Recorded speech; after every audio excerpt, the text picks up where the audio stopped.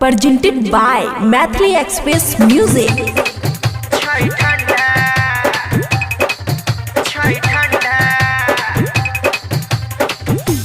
DJ Khushi Recording Studio Banwaha.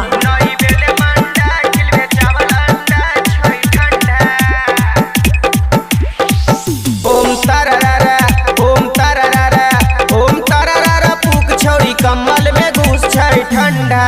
ओम तारारा पुक छोड़ी कमल में घुस तोरा करबो हमें खुश छै ठंडा। ओम तारारा पुक छोड़ी करबो हमें खुश छै ठंडा। नई बेले मंडा खिलबे चावल अंडा छै ठंडा। छै ठंडा छै ठंडा। DJ Good Madhuvali, DJ नई बेले मंडा खिलबे चावल अंडा छै ठंडा। Khushi Recording Studio Banwaha. यगे छोड़ी चूल्हा के नहीं फूकया बे कमल तर में घुस नहीं छै चैत वाला धूप जैतौ ठंडी तोरा घुस।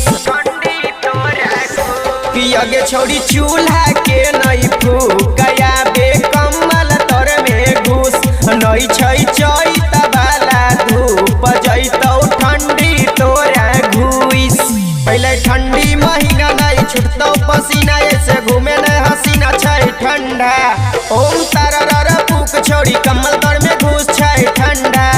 नई बेले मंडा खिलबे चावल अंडा छै ठंडा। छै ठंडा छै ठंडा। DJ Good Madhuvali, DJ Good नई बेले मंडा खिलबे चावल अंडा छै ठंडा। Khushi Recording Studio Banwaha. यगे छोड़ी सैये बाला मजा मिलतौ कमल में तो आई जो राम लाला बेके कहिए राजा देतौ खूबे मजा।